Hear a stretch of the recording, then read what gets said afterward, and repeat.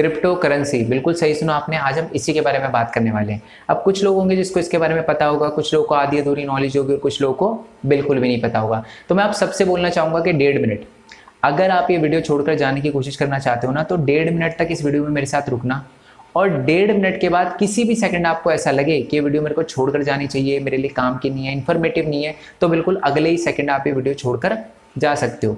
अब मैं इतना कॉन्फिडेंट होकर कैसे बोल रहा हूँ कि जी सिर्फ 1.5 मिनट तक देखो, क्योंकि 1.5 मिनट में मेरे को पता है मैं आपको ऐसे ऐसे फैक्ट दिखा दूंगा जिससे बिल्कुल आपके पैरों तले ज़मीन खिसक जाए और आप सोचो कि यार मेरे को इस चीज़ के बारे में पहले क्यों नहीं पता चला। ठीक है, क्योंकि आज नहीं तो कल, कल नहीं तो परसों, परसों नहीं तो उसके बाद आपको इस चीज़ के बारे में जानना ही पड़ेगा। और उसको जानने के लिए दोबारा से आप YouTube पे आओगे, फिर सर्च करोगे, आपको यही वीडियो मिलेगी और आप सोचोगे कि काश यार 1.5 मिनट मान लेता इसकी बात और 1.5 मिनट तक इसकी वीडियो देख लेता, तो शायद इतना बड़ा नुकसान ना हो रहा होता मेरा जितना हो गया है। ठीक है, तो चलो जी वीडियो करते हैं शुरू। अब आप अपना टाइमर सेट कर लो। सबसे पहले तो हम ये देखेंगे कि यार ये क्रिप्टो करेंसी होता क्या है, इसका मतलब क्या होता है। देखो, जैसे नॉर्मल करेंसी होता है, नॉर्मल करेंसी जो होता है अलग अलग टाइप की होती है। जैसे रुपीज़ होती है, इंडिया में रुपीज़ चलती है, बांग्लादेश में टका होता है, अमेरिका में डॉलर होता है, यूरोप में यूरो होता है, येन होता है। वैसे ही होता है हमारा क्रिप्टो करेंसी। पर क्रिप्टो करेंसी कोई कागज़ का नहीं है। जैसे कि आपको पता है रुपीज़ कागज़ का होता है, डॉलर कागज़ का होता है, सिक्के होते हैं। ठीक है, येन भी कागज़ का होता है, आपका यूरो भी कागज़ का होता है और सिक्के होते हैं। बट ऐसा नहीं है क्रिप्टो करेंसी के साथ। ये कोई सिक्का या कोई पेपर का नोट नहीं है, ये वर्चुअल मनी है जो आपके फ़ोन में होती है। ठीक है, नहीं समझ आया होगा, बट मैंने आपको बोला था 1.5 मिनट तक आपको इस वीडियो में मेरे साथ रुकना है। ठीक है, अब देखो, जैसे आपको पता है कि जो नॉर्मल करेंसी होती है वो अलग अलग टाइप की होती है, उसके अलग अलग नाम होते हैं। जैसे रुपीज़ हो गया, डॉलर हो गया, यूरो हो गया, येन हो गया, टका हो गया। वैसे ही जो क्रिप्टो करेंसी होती है उसके भी अलग अलग नाम होते हैं, वो भी अलग अलग टाइप की होती है। और मेरे को पूरा भरोसा है इसमें से आपने बहुत सारे नाम सुने होंगे। लाइट कॉइन, साथ में इथेरियम और डॉजी कॉइन, कॉस्मोस और लास्ट, वैसे लास्ट नहीं है, और भी बहुत सारी क्रिप्टो करेंसी होती है, बट ये सबसे इंपॉर्टेंट है बिटकॉइन। ठीक है, और ये सबसे पहली क्रिप्टो करेंसी है जो 2009 में इंट्रोड्यूस हुई थी। ठीक है, अब आप अपना कॉपी पेन निकाल लो। ठीक है, क्योंकि हम एक ऐसी कैलकुलेशन करने वाले हैं जो आपके होश उड़ा देगी। अब कुछ लोग ऐसे होंगे जो कैलकुलेटर लेकर बैठे होंगे, बट मैं आपको बता दूं कैलकुलेटर आपकी हेल्प नहीं कर पाएगा, क्योंकि मेरे को नहीं लगता इतनी बड़ी कैलकुलेशन कोई कैलकुलेटर आपके लिए कर पाएगा। ठीक है, तो आप कॉपी पेन लेकर ही बैठो, वही ज़्यादा अच्छा रहेगा। ओके, तो मैंने आपको बताया था कि जो बिटकॉइन थी वो सबसे पहली क्रिप्टो करेंसी थी, 2009 में इंट्रोड्यूस हुई थी। ठीक है, और 2009 में एक बिटकॉइन की वैल्यू 50 पैसे थी। बट हम 2009 का डेटा नहीं लेंगे, क्योंकि अगर मैंने 50 पैसे लिए तो बहुत कंफ्यूज हो जाओगे। तो हम क्या करते हैं, एक साल बाद आते हैं, यानी 2010 में। 2010 में एक बिटकॉइन की वैल्यू 2 रुपये 85 पैसे थी, 2 रुपीज़ 85 पैसे। बट हम ये भी नहीं लेंगे, हम क्या करते हैं मोटा मोटा 3 रुपये ले लेते हैं कैलकुलेशन ईजी करने के लिए। ओके, अब मेरा आपसे एक छोटा सा सवाल है। अगर मैं आपसे पूछूं कि 11 साल पहले यानी 2010 में अगर आपको किसी चीज़ में इन्वेस्ट करने का मौका मिलता, ठीक है, और वो इन्वेस्टमेंट इतनी बड़ी होनी चाहिए जिससे अगर वो चली भी जाए यानी बिल्कुल 100% लॉस हो जाए तो आपको कोई फ़र्क ना पड़े, तो वो अमाउंट कितना होगा। कुछ लोग बोलेंगे 1000, कि 1000 रुपये अगर मैं इन्वेस्ट करूं और चले भी जाए तो मेरे को फ़र्क ना पड़े। कुछ 500 बोलेंगे, कुछ 100 बोलेंगे। चलो हम क्या करते हैं, 30 रुपये लेते हैं। अब 30 रुपये तो इतनी बड़ी अमाउंट नहीं है ना, अगर वो चली जाए तो शायद आपको इतना बड़ा फर्क ना पड़े। ठीक है, इतना बड़ा धक्का ना लगे आपको, तो हम 30 रुपये लेते हैं। मान लो 11 साल पहले यानी 2010 में आप बिटकॉइन में 30 रुपये इन्वेस्ट करते। एक बिटकॉइन कितने का था, 3 रुपये का, यानी 30 रुपये में कितने बिटकॉइन हो गए आपके, 10 बिटकॉइन हो गए। यानी 2010 में अगर आप 10 बिटकॉइन खरीदते तो आपको क्या लगता है आज उन बिटकॉइन की वैल्यू कितनी होती। कुछ लोग सोच रहे होंगे कि सर 1000 हो गई है तो बहुत है, कुछ 10,000 बोलेंगे, कुछ लाख बोलेंगे, कुछ 10 लाख बोलेंगे, और कुछ जिनको थोड़ी बहुत नॉलेज होगी बिटकॉइन वगैरह की, क्रिप्टो करेंसी की, वो बोलेंगे 27 लाख। क्या हो अगर मैं बोलूं कि आप सारे के सारे गलत हो, 27 लाख से भी बहुत ज़्यादा है उस 30 रुपये की वैल्यू जो आपने 2010 में क्रिप्टो करेंसी में यानी बिटकॉइन में इन्वेस्ट किए थे। एक्चुअल में जो आज उसकी वैल्यू है, यानी मैं आपको पहले तो ये बता दूं कि आज एक बिटकॉइन की वैल्यू 27 लाख रुपए है, 27 लाख से भी थोड़ी सी ज़्यादा है।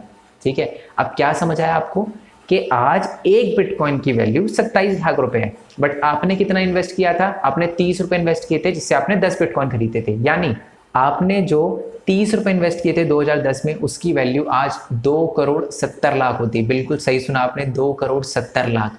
ठीक है, ये शायद इतनी बड़ी अमाउंट है जितना कोई नॉर्मल हाउस होल्ड इतने सालों में अर्न ना कर पाए। और ये सबसे चौंकाने वाली बात है कि आपने इसके लिए सिर्फ 30 रुपये इन्वेस्ट किए थे।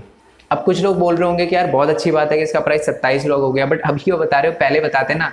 अब पहली बात तो यह है कि अगर मैं आपको पहले बताता तो आप विश्वास ना करते, और दूसरी बात यह है कि ध्यान से सुनना, मैं आपको एक चीज़ बताता हूँ। एक साल पहले यानी 2020 के जनवरी में एक बिटकॉइन का प्राइस जो था वो सिर्फ और सिर्फ 6 लाख था, 6 लाख से भी कम था। यानी आज जिसका प्राइस 27 लाख है उसका 6 लाख प्राइस था। मेरे कहने का मतलब समझे आप, यानी इसका प्राइस एक्सपोनेंशियली ग्रो कर रहा है। शायद अगले साल और बढ़ जाए, अगले साल और बढ़ जाए, और क्या पता 2030 आते आते इसका प्राइस 1 करोड़ हो जाए, है ना। तो इसका प्राइस एक्सपोनेंशियली ग्रो हो रहा है। अब कुछ लोग बोल रहे हैं कि ज़रूरी थोड़ा है कि इसका प्राइस बढ़ रहा है तो हमेशा बढ़ता ही रहे, घट भी तो सकता है, बिल्कुल जीरो भी तो आ सकता है। पहली बात तो जीरो तो आ ही नहीं सकता, बट फिर भी मैं एक एग्जाम्पल से समझाता हूँ कि ऐसा क्यों नहीं हो सकता। ध्यान से सुनना मेरी बात। जैसे कि अभी आपने देखा होगा कि दिल्ली के अंदर ऑक्सीजन के सिलेंडर का जो प्राइस है वो बहुत ही ज़्यादा बढ़ गया था। मेरे कहने का मतलब जो 1000, 2000, 3000, 4000, 5000 का सिलेंडर था वो एकदम से ही 50,000, 60,000, 70,000, कुछ लोग 80,000 भी देने के लिए तैयार हो गए थे। ऐसा क्यों है?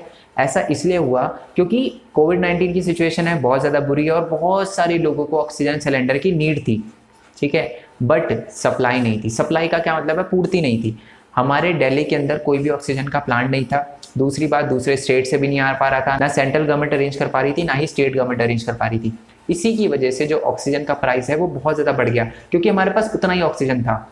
अब कुछ लोग बोलते हैं कि मैं 60,000 दूंगा, कुछ 80,000 दूंगा, कुछ मैं इतने दूंगा, इसकी वजह से उसका प्राइस बहुत ज़्यादा बढ़ गया। अब आपको क्या समझ आया? इसका मतलब यह है कि जो भी चीज़ ऐसी हो जिसकी क्वांटिटी लिमिटेड हो और उसकी डिमांड ज़्यादा हो तो उसका प्राइस हमेशा ऊपर ही जाएगा।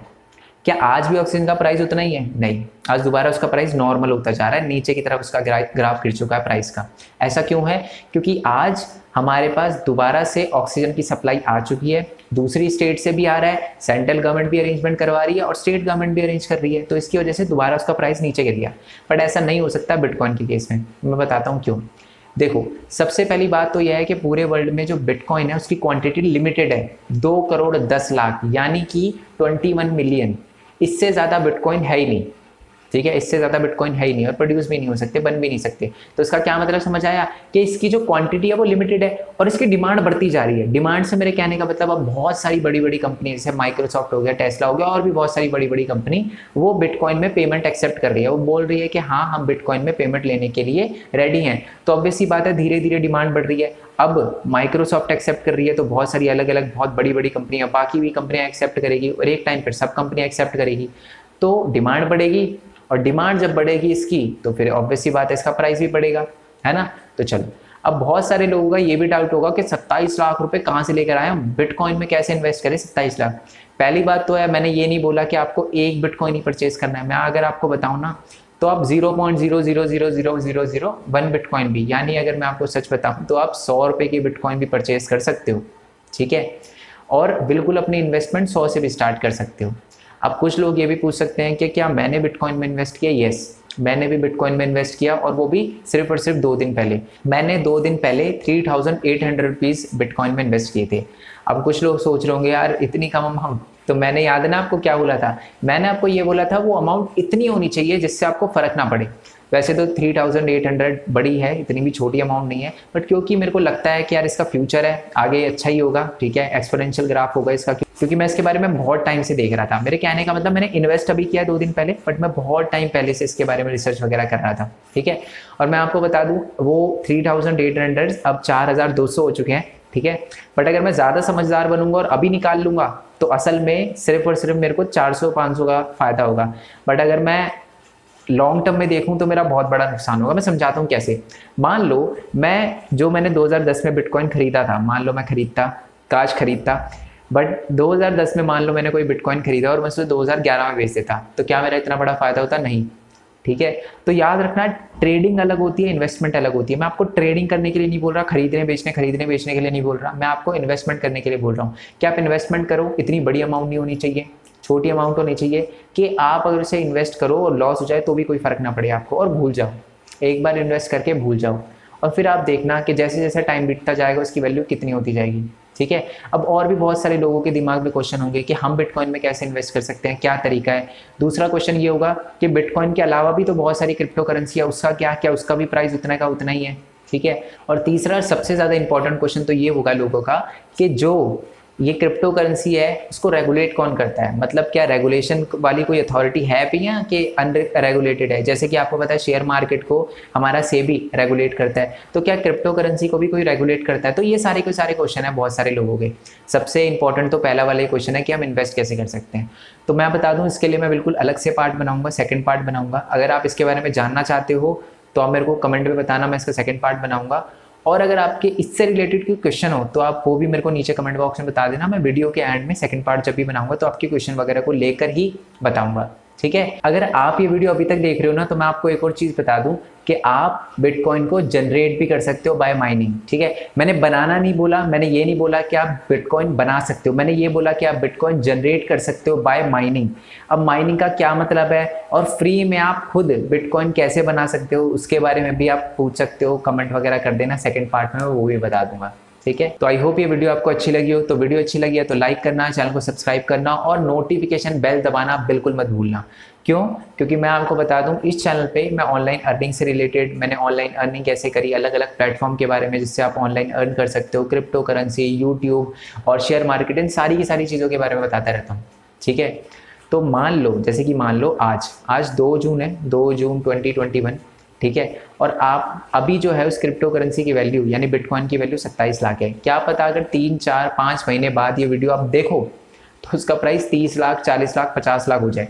तो इसलिए ऐसी गलती मत करना बिल्कुल। अगर वीडियो अभी अपलोड करी है तो बिल्कुल अभी देखने के लिए आप नोटिफिकेशन बेल ऑल कर देना, जिससे मैं वीडियो डालूं और उसी समय आपको पता चल जाए। और सिर्फ क्रिप्टो करेंसी के केस में नहीं, मैं बहुत सारे अलग अलग प्लेटफॉर्म के बारे में बताता हूँ जिससे आप अर्न कर सकते हो। और जब मैं वीडियो अपलोड करूंगा तो ऑब्वियस ही बात है, बहुत सारे लोग होंगे जो इसके बारे में नहीं जानते होंगे, बट मैं वीडियो अपलोड कर दूंगा तो बहुत सारे लोगों को पता चल जाएगा। तो 1 महीने, मान लो मैंने वीडियो अपलोड करी और उसी समय आपको पता चल गया तो आप उस पर वर्क करना स्टार्ट कर दोगे। बट मान लो 6, 7, 8 महीने बाद आपने वो वीडियो देखी, सर्च करते करते आपको मिली, तो ऑब्वियस ही बात है कि आपको कंपटीशन फेस करना पड़ेगा। कुछ लोग उस पर पहले से ही स्टैब्लिश हो गए होंगे, ठीक है। तो चैनल को सब्सक्राइब करके नोटिफिकेशन बेल दबाना मत भूलना। और बाकी दूसरे भी चैनल आप उनको सब्सक्राइब कर सकते हो। तो मिलते हैं नेक्स्ट वीडियो में, तब तक के लिए stay tune, keep learning, keep earning. धन्यवाद एंड बाय बाय।